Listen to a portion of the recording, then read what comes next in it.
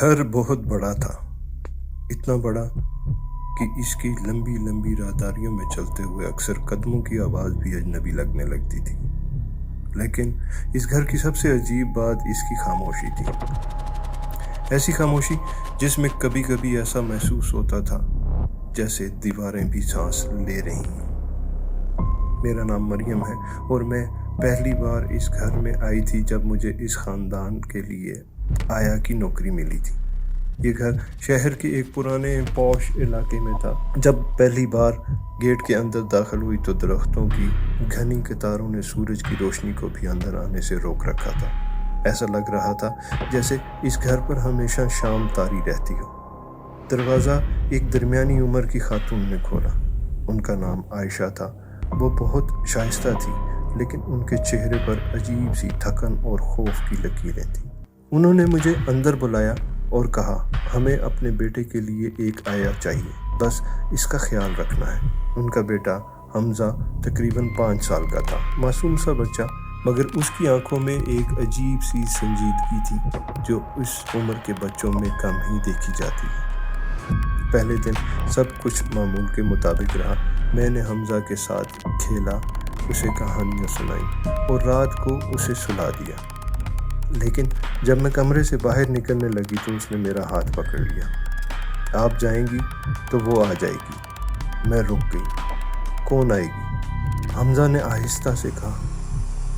پرانی والی آیا۔ میں نے ہنس کر بات ٹال دی۔ وہ تو چلی گئی ہوگی نا؟ حمزہ نے سر ہلایا۔ وہ کبھی نہیں جاتی۔ اس کی بات سن کر میرے دل میں ہلکی سی بے چینی پیدا ہوئی، لیکن میں نے اسے بچوں کی بات سمجھ کر نظر انداز کر دی۔ رات تقریباً 12 بجے میں اپنے کمرے میں تھی کہ اچانک اوپر والے فلور سے ہلکی سی آہٹ آئی۔ ایسا لگا کہ جیسے کوئی آہستہ آہستہ چل رہا ہو۔ میں نے سوچا شاید عائشہ ہوگی، لیکن پھر یاد آیا کہ وہ اور ان کے شوہر شہر سے باہر گئے ہوئے تھے۔ گھر میں اس وقت صرف میں اور حمزہ تھے۔ میرے دل کی دھڑکن تیز ہوئی۔ میں آہستہ آہستہ سیڑھیوں کی طرف بڑھی۔ اوپر پہنچ کر میں نے دیکھا کہ حمزہ کے کمرے کا دروازہ آدھا کھلا ہوا تھا۔ اندر سے دھیمی آواز آ رہی تھی جیسے کوئی لوری گا رہا ہو۔ میں حیران رہ گئی کیونکہ حمزہ کو سلاتے وقت میں نے کوئی لوری نہیں گائی تھی۔ میں نے دروازہ آہستہ سے دھکیلا۔ کمرہ خالی تھا۔ حمزہ گہری نیند سو رہا تھا، مگر کمرے میں ایک عجیب سی ٹھنڈک پھیلی ہوئی تھی۔ میں نے سوچا شاید میرا وہم ہو اور واپس اپنے کمرے میں آ گئی۔ لیکن اگلی رات سب کچھ دوبارہ ہو۔ اس بار جب میں نے سیڑھیوں کی طرف دیکھا تو مجھے ایسا لگا جیسے اوپر کی راہداری میں سفید کپڑوں میں کوئی عورت کھڑی ہو۔ میں نے پلک جھپکی تو وہ غائب ہو گئی۔ اگلے دن میں نے عائشہ سے اس بارے میں بات کرنے کی کوشش کی۔ وہ چند لمحوں کے لیے خاموش ہو گئی۔ پھر انہوں نے آہستہ سے کہا، یہ گھر بہت پرانا ہے اور یہاں پہلے بھی آیا کام کرتی تھی۔ میں نے پوچھا کیا ہوا تھا اس کے ساتھ؟ عائشہ نے نظریں جھکا لی۔ وہ حمزہ کو بہت چاہتی تھی، حد سے زیادہ۔ ایک دن اچانک اس کی موت ہو گئی۔ میں نے پوچھا کیسے؟ عائشہ نے جواب نہیں دیا۔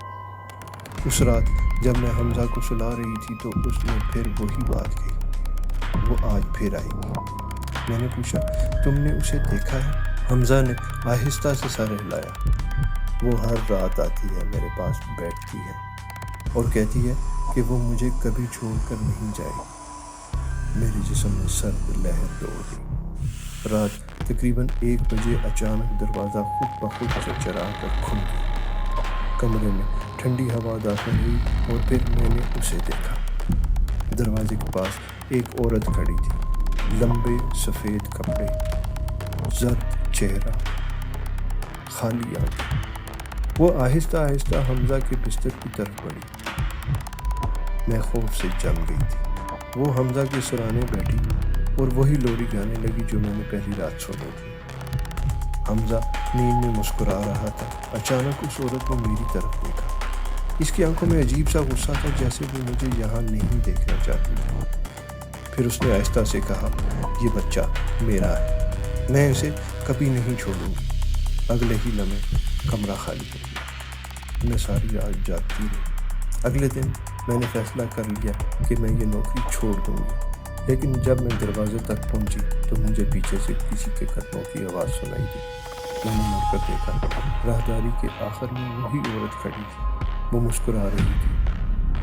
پھر اس نے آہستہ سے کہا، کوئی آیا یہاں زیادہ دن نہیں رہتی، کیونکہ یہ گھر اور یہ بچہ اب صرف میرا ہے۔